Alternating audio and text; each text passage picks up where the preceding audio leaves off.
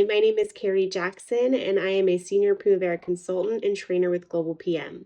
I want to take a couple minutes to make a quick video about float in Primavera P6. I get the question all the time. I have negative float. What should I do about it? The first thing we need to do is understand what total float is. Total float is the amount of time an activity can be delayed before it delays the project finish date. Total float is calculated during our forward and backward pass in P6, our critical path method calculations. Now, you don't need to be able to do a forward and backward pass or do a full CPM schedule calculation on your own without the assistance of P6. But it is helpful to understand what dates are calculated during that forward and backward pass and how those calculate our total float. So when we hit the schedule button in Primavera P6, when I hit F9 or I click on my schedule icon and I click schedule, P6 does a series of 2 passes. It does a forward pass through my activities to calculate the early dates of each activity. The early date is the earliest time the activity can start and finish based on logic. Now, what is logic? Logic is the sequencing of our activities in combination with the durations we've built into those activities. So our logic is simply how long I said the activity was going to take and the order in which I said that the work needed to happen. That's our logic. So based on the information we put into P6, it will then calculate for us in that forward pass how early I can start and finish each activity based on the logic that I've built in. Now, once that forward pass is completed, it does a backward pass through the schedule. The backward pass calculates my activities' late dates, the latest times the activities can start and finish before they would delay the project's scheduled finish date or a must finish by date if I have one. Now, the must finish by date is usually a culprit of calculating negative float. And that's because when I am utilizing just my scheduled finish date to calculate my late dates, I have a moving target, right? So when activities push out or take longer than they are planned to take, my scheduled finish date will change. So if I don't have a push pin or a targeted finish date, as I like to call it, that target's always moving. My total float will just continue to be 0 because now that scheduled finish date has pushed. And how late does the activity need to finish before it would push that scheduled finish date? It moves along with the new forecasted scheduled finish date. So the biggest reason we're going to have total float is because we have a must finish by date on the project. That must finish by date tells P6 the target by which I wish to finish. So when my activities are pushing beyond that target, then I get negative total float. Now, if you have negative total float, the first thing you want to look at is, do I have a must finish by date? That must finish by date provides a target by which we wish to finish. So if my scheduled finish date is beyond my must finish by date, I'm going to have negative total float because it's telling me you are not scheduled to finish by the date you want to finish by, and here's how far behind you are.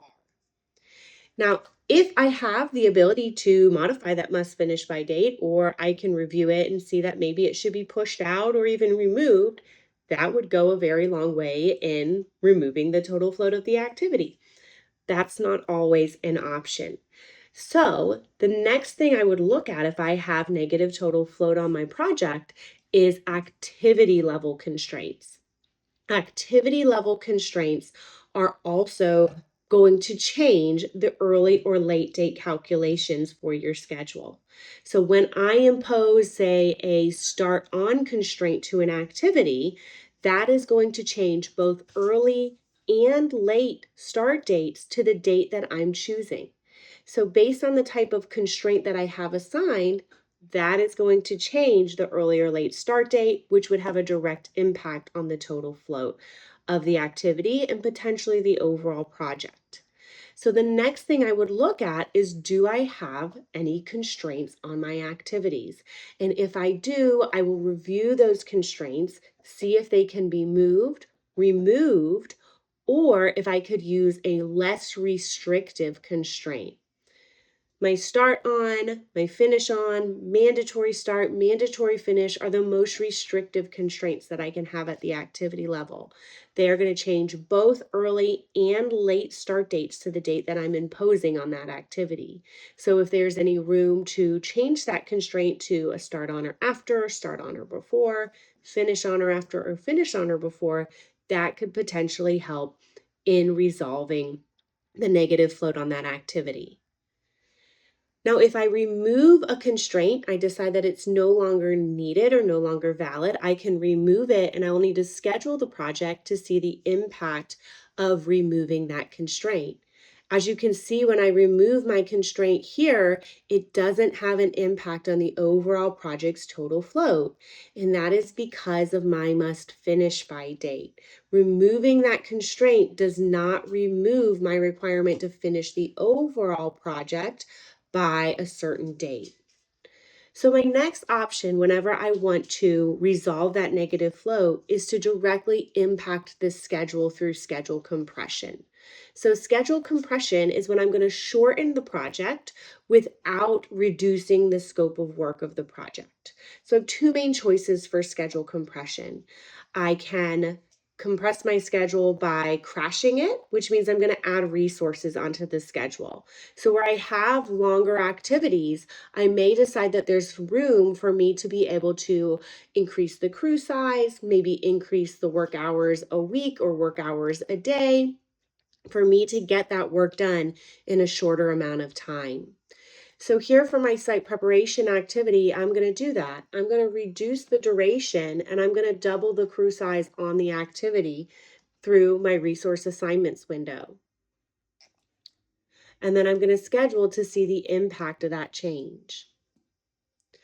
Now I'm making some headway in removing that negative total float. I still have one negative day of total float, and that is because I'm still not going to meet my must finish by date. So if I pop back over to my dates tab, I can see my must finish by date is May 15th, and I'm currently scheduled to finish on May 18th. So I need to do a little bit more work to compress this schedule. Another common way of compressing our schedule is by fast tracking. Fast tracking is where I'm going to resequence activities that maybe were done one at a time. I'm going to resequence them to have all or a portion of that work done at the same time. So here I can look to fast track a couple of my activities by changing the relationship type and imposing a little bit of lag on the schedule. So I'll reschedule to see the impact of that resequencing, and you can see now I've really bought some time back in my schedule.